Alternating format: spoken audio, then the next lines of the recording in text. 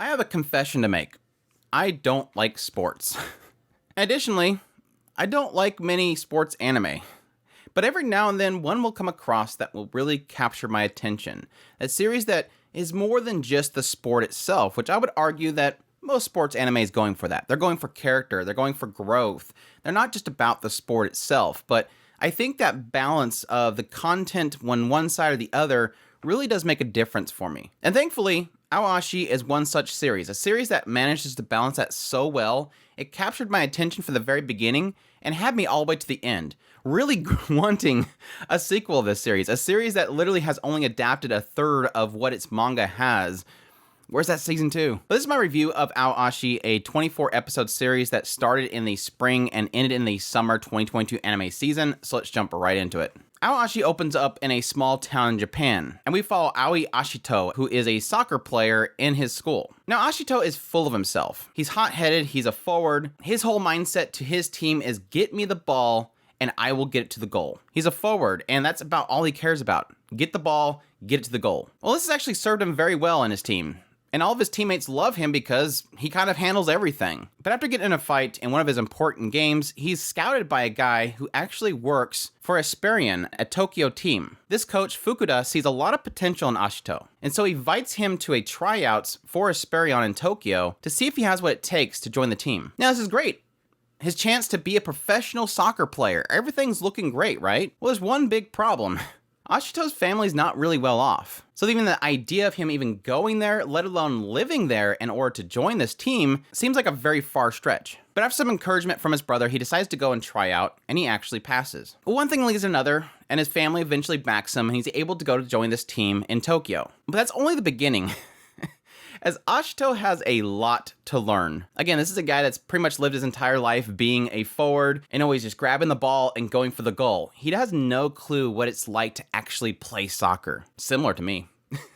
So you kind of see that growth in Ashito as he faces all these difficulties and yes, bumps heads a lot with his teammates. All the while we learn about Fukuda, we learn about his sister who pretty much backs Ashito and helps him a lot in his progress to join the team. All of his teammates who all seem to have their own goals in mind and how they see soccer should be played. You have a lot of clashing between those that were scouted from other schools and those that were already here that rised up in the ranks. And yes, getting a lot into Ashito and what kind of makes him unique. This ability of him to kind of see the entire field itself, and the position of people, and really ability to predict where the best method of attack is. All the while, Ashito has the major struggle in the idea that what his goal is right now is to support his family. As his family is supporting him, his desire is to be successful is driven a lot by his not wanting to let his family down, being seen as sort of an investment for the future of his family, and to take every step that he takes very seriously. So my thoughts on Ao Ashi. This is a really incredible series. Now,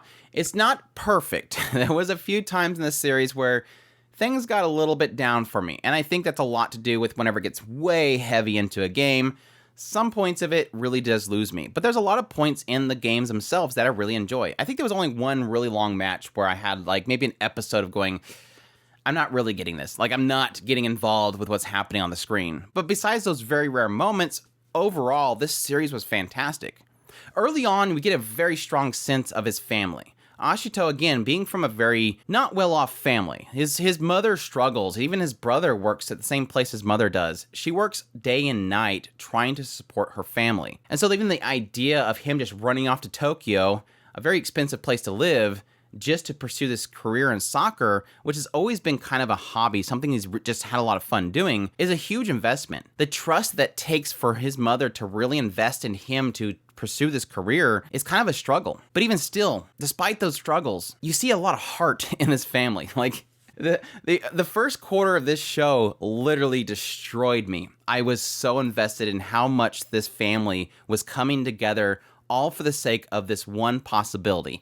The possibility that Ashito could seek out a dream and be successful. And yes, seeing Hana, who again is a sister of this coach, coming in there and really just supporting him with all the information that he needs, that his mother needs in order to make this happen. Hana is just too good. I'm gonna get more into her later. But again, it doesn't just stop there. I really did think that was the emotional high, honestly. And I don't think it really meets that peak ever again, but it was still an emotional family high that I just absolutely loved. Following this is really the point of Ashito getting a rude awakening. Over and over again, Ashito is reminded the idea that now he can't be just a single person team. He now has people around him that have been scouted around the entire country as being the best of the best. And so he no longer has to have that mentality of, my teammates are kind of useless. They just get me the ball and I get it to the goal. Now he has to realize, okay, these are people I can rely on. These are people that I have to rely on. This isn't a single person's. There's no I in team. I know it was coming.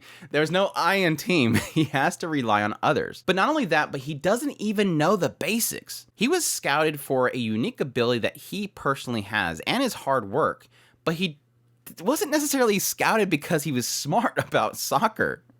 So kind of similar to me, I'm kind of learning along with Ashito as he realizes really quickly, I can't do this by myself. And this is kind of a double-edged blade for me personally.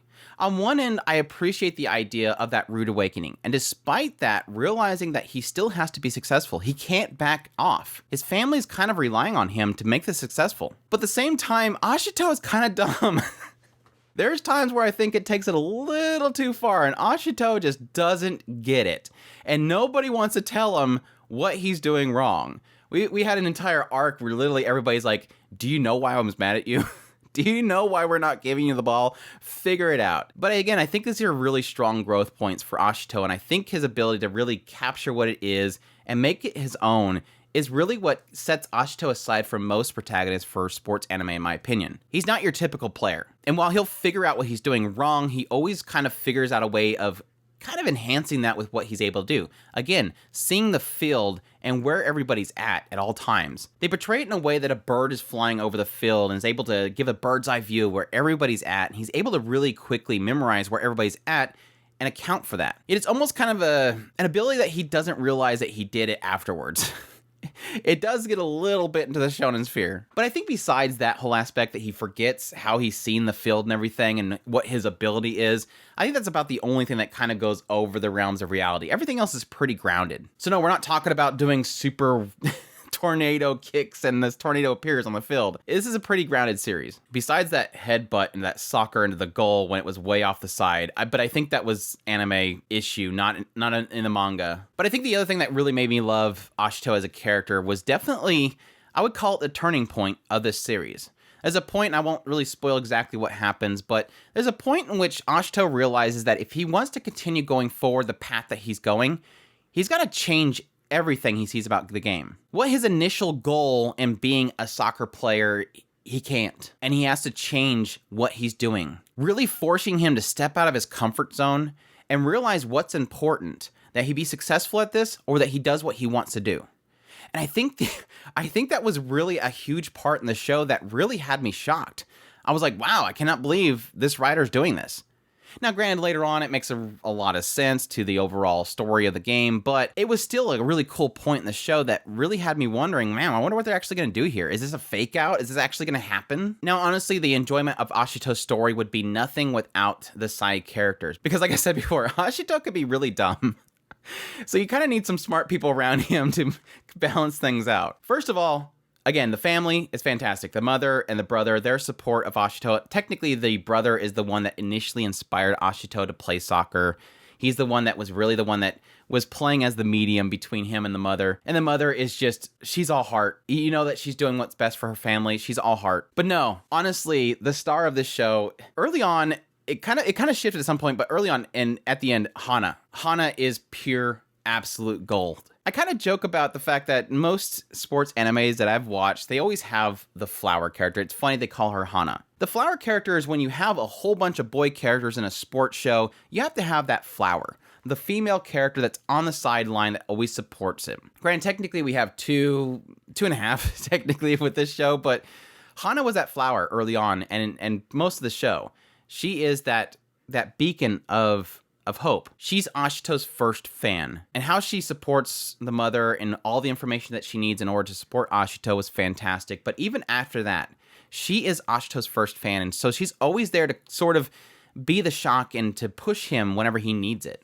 And I absolutely love her for it. She's absolutely a beautiful character. But it's funny because I didn't expect that much out of her as a character. Despite the fact that she's always supported her brother, and she's a huge fan of her brother. She technically doesn't know much about soccer in general, which didn't make much sense to me early on, but makes sense later on when you realize that the soccer field isn't about the rules and the motion and what people are doing to Hana. It's the spectacle. It's a spectacle to Hana. So we're getting a glimpse of her finally kind of putting effort into learning what's happening because she wants to know what Ashito's doing. The opposite end of this is Anri. Anri is the perspective of somebody who's very knowledgeable in this.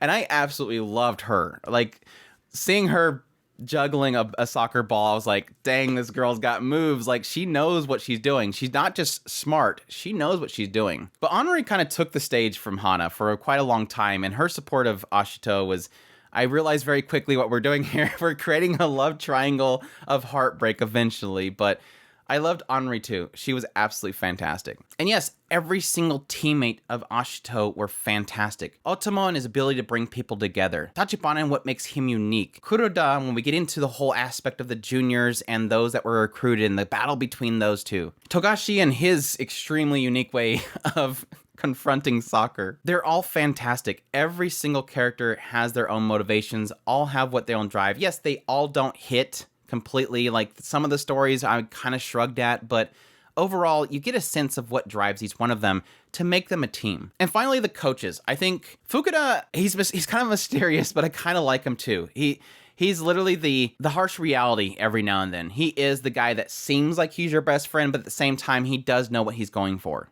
He's sort of the genius that doesn't have to apply himself too much, but when he applies himself, it really hits. Ashito really kind of looks up to him. Like, he's the guy that scouted me. He's the one that's going to protect me, right? But it's not always the case. Fukuda has his own goals, and it does technically stray from Ashito. He's not Ashito's friend. And I think it kind of plays it out like that early on. This is kind of getting into soft spoilers, but on the opposite end, Date. It's so funny that Fukuda seems like the best friend of Ashito, and Date seems like Ashito's enemy. And at some point, I give huge credit to the writer, they flipped it on me. What they did with Date completely blew me away. The moment the realization comes, I was floored. Because I realized really quickly, this story made me hate this guy. And I wasn't really looking at the full picture until it kind of showed me it, which I think is fantastic writing. It's obvious that a good writer is going to have multiple facets to all their characters. Whether it's characters that are confused, whether it's characters that are growing, or characters that have a facade they're going for. And yes, while not every single character in the story did something that was incredible, in the end, I think I had enough from each of them in order to push the story forward. And yes, like I said before, technically this is a story that's going on for a long time, so I don't expect every single one of them to have some grand fulfillment. Now, the big sports fans might be wondering, when are you going to talk about soccer? Yes, that's the whole point. I am more driven by characters and what they do. Yes, it's a lot to do with what they do on the field is what grows them as characters, so a lot of what I'm talking about happens on the field. The sport itself is fine. I think there was a lot of really good points within it. There's a couple points where I was actually confused and I had to learn something, even though, yes, technically, when I was very young, I played soccer. I was a dumb kid, and I think a lot of the rules weren't in play for us when we were playing soccer. Things like offsides, which at this point, I still don't understand what the point of that is. People have explained it to me, so I guess I'll go with them. But there's a lot of strategy that's happening here. And I think a lot of the explanations they did make a lot of sense. Triangle formations, offsides, forwards, all-arounders, fullbacks, all that kind of stuff makes sense to me when they describe it. And I think for a lot of that stuff, how simple it was and how they explained it made sense to me enough that I was able to follow what was happening on the field. And I think their way of incorporating different strategies into each one of the different games, it's never kind of the same. Granted, we didn't really get too many full games. I think we got maybe one full game and a few other ones that were really quickly rushed through. I kind of liken it to something like Big Wind-Up, where we had a lot of really quick games, but then we had one really long game, which I was extremely invested in. But like I said, I did enjoy all the games. It was just like the last game, which was kind of dragging out a little bit too long. I did get a little bit tired for what was happening on the screen for maybe an episode. But with all that said, yes, I really loved Ao Ashi, a really fantastic sports series. And it just has characters, and that's what I'm looking for in a sports series. I'm looking for characters. I'm looking for drama. I'm looking for struggles. I'm looking for characters kind of being thrown around on what they actually want and what they can do. And yes, oh my gosh, the final episode got a nice payoff with the final episode, and I'm like, no, I want more now. You gave me that payoff. It's not exactly what I wanted, but I want more. I want more. I've seen the characters grow. I've seen Ashito make a huge step in his progress, and I've seen this one thing, and I want more. So, again, there's plenty here. I hope that they do another season at least, but until then, that's season 1. I absolutely loved it, and I cannot wait for more. Hopefully, we get more. But that's my review of Ao Ashi. I hope you guys enjoyed my review. If you did, make sure to hit that like button down below. Comment. Let me know what you thought of the series if you're going to be checking it out. Additionally, if you're new to the channel, make sure to hit that subscribe button so you get all my content. I do news, reviews, first impressions. If it's anime, it's pretty much here. Additionally, if you like my content and you want to support the channel, we have a Patreon link, a tips link, and a super thanks button down below. I greatly appreciate everybody that considers, and y'all take care.